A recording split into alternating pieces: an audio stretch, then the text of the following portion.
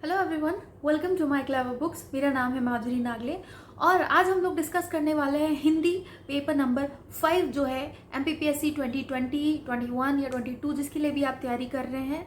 और हिंदी को कैसे पढ़ना है, क्या क्या टॉपिक आपको दिए हुए हैं और साथ ही कौन सी बुक से आपको पढ़ना है, इस वीडियो में हम लोग डिस्कस करेंगे।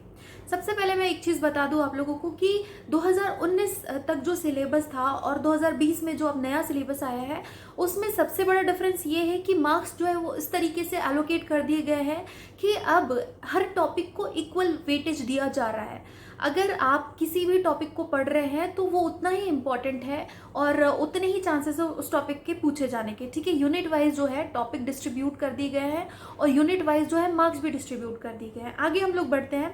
सबसे पहले अगर हम लोग बात करें तो हिंदी, एक जनरल हिंदी एक बुक मैं आपको बताना चाहती हूँ। महावीर पब्लिकेशन की पेपर वाइज सारी किताबें आती है एंड आई गेस आपको उल्टी दिख रही होगी, बट चंचल जैन जी की ये बुक है तो इसको आप खरीद सकते हैं। ये हालांकि पुरानी बुक है 2019 की सिलेबस के हिसाब से, पर फिर भी अब मार्केट में आई गेस 2020 के लिए अवेलेबल हो गई होगी और नहीं हुई होगी तो थोड़ा टाइम आप वेट कर सकते हैं। तो इस बुक में जो है आपका ऑलमोस्ट सब कुछ मिल जाता है। ठीक है, लगभग सब कुछ मिल जाता है। और क्या क्या टॉपिक आपको पढ़ने हैं वो भी हम लोग देख लेते हैं। सबसे पहले हिंदी की अगर हम लोग बात करें तो कंप्लीट सिलेबस में आपको 25 क्वेश्चन जो है 3 नंबर के पूछे जाएंगे। तो टोटल ये हो गए 75 मार्क्स। ठीक है, 3 नंबर के 25 सवाल आपसे पूछे जाएंगे।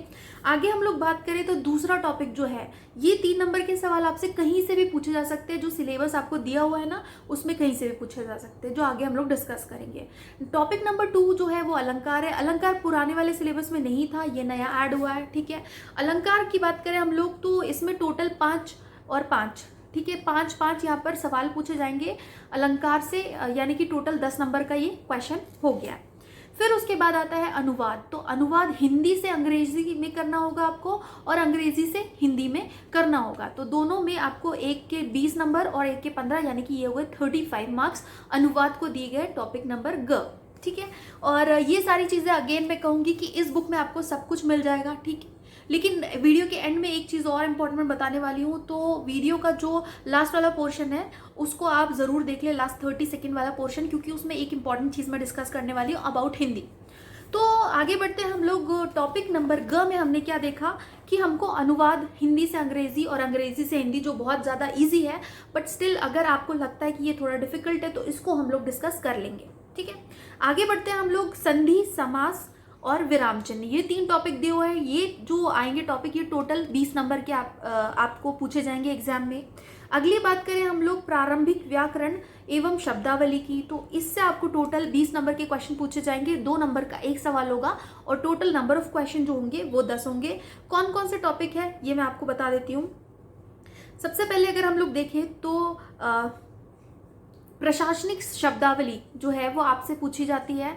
हिंदी का इंग्लिश में पूछा जाता है, इंग्लिश का हिंदी में पूछा जाता है अगेन। फिर इसके बाद आते हैं मुहावरे और कहावतें। मुहावरे और कहावतें भी आपसे पूछी जा सकती है। फिर इसके बाद विलोम शब्द जो है वो पूछे जाएंगे। अनेक शब्दों के लिए एक शब्द जो है ये भी एक टॉपिक इंक्लूड किया गया है। ये सारे अगेन जो महावीर पब्लिकेशन की चंचल जैन जी की बुक है उसमें ईजिली मिल जाएंगे। फिर इसके बाद तत्सम और तद्भव शब्द जो है बहुत इजी टॉपिक है और ये भी आपसे पूछा जाएगा। पर्यायवाची शब्द और मानक शब्दावली, तो ये हमारे हो गए प्रारंभिक व्याकरण एवं शब्दावली वाले टॉपिक। फिर उसके बाद आता है टॉपिक नंबर 4 अपठित गद्यांश। ठीक है, अनसीन पैसेज जिसको कहा जाता है, अपठित गद्यांश हिंदी में पूछा जाएगा।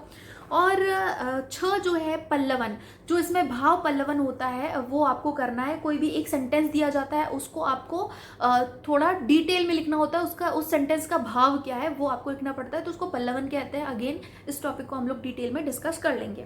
फिर इसके बाद आता है संक्षेपण। संक्षेपण मतलब आपको एक पैराग्राफ दिया जाएगा जिसको आपको क्या करना है, उसको संक्षेपित करना है, उसको 1/3 शब्दों में लिखना है। ऐसा नहीं है कि आपको सिर्फ उसका सार लिखना है, सार नहीं लिखना है। संक्षेपण का मतलब सार से थोड़ा सा अलग होता है। संक्षेपण मतलब ये होता है कि आपको उसी के शब्द यूज करना है और जो एक्स्ट्रा अननेसेसरी चीजें हैं उनको हटाना है, जो रिपीटेड चीजें हैं उनको हटाना है और उसी जो पैराग्राफ आपको दिया हो उसी के वर्ड्स यूज करके आपको 1/3 शब्दों में उसको लिखना होता है। ठीक है, ये होता है संक्षेपण। तो सारे टॉपिक हमने डिस्कस कर लिए हैं, ये आपको हिंदी में पूछे जाएंगे। एंड एक चीज मैं आपको बता दूं कि हिंदी जो है 200 नंबर का टोटल होता है।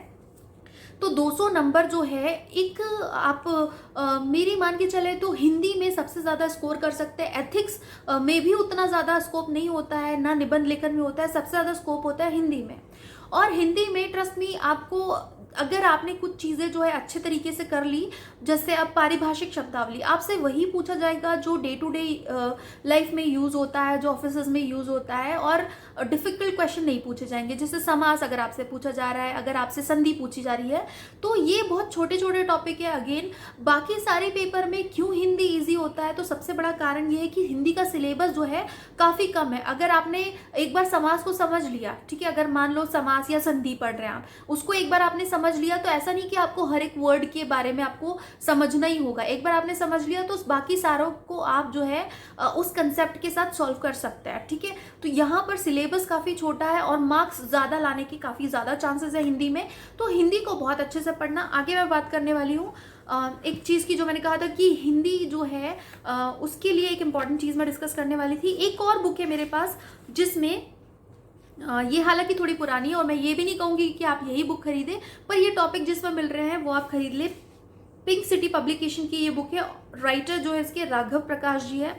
इसमें एक टॉपिक है हिंदी भाषा और व्याकरण। हिंदी भाषा और व्याकरण में हालांकि बहुत सारी चीज़ें डिस्कस की है, लेकिन इसमें जो भाषा, शब्द, ध्वनि, वाक्य जो है, बेसिक हिंदी जहाँ से शुरुआत होती है, वो बहुत अच्छे से डिस्कस किया गया है। और अगेन 2019 की सिलेबस में ये चीज़ नहीं थी, पर फिर भी पेपर में पूछी गई। तो ये एक बेसिक नॉलेज जो है हिंदी का आपको होना चाहिए। तो इस तरीके की कोई बुक जिसमें बेसिक हिंदी दिया हो वो भी आपको खरीद लेना चाहिए मेरे हिसाब से। बाकी डिपेंड्स ऑन यू, क्योंकि ये जो बुक है इसमें ये बेसिक हिंदी नहीं दिया गया है, ठीक है। चंचल जैन जी की बुक जो है उसमें बेसिक हिंदी नहीं दिया गया है। So remember this point. बाकी अगर मैं कहूँ तो इट्स वेरी इजी कि आप हिंदी को बहुत अच्छे से तैयार कर सकते हैं, बहुत अच्छे नंबर ला सकते हैं। So all the best, and I hope कि आप लोगों के लिए बातें जो है वो यूज़फुल होगी। सो मिलते हैं हम लोग नेक्स्ट वीडियो में। Thank you for watching the video. Bye bye.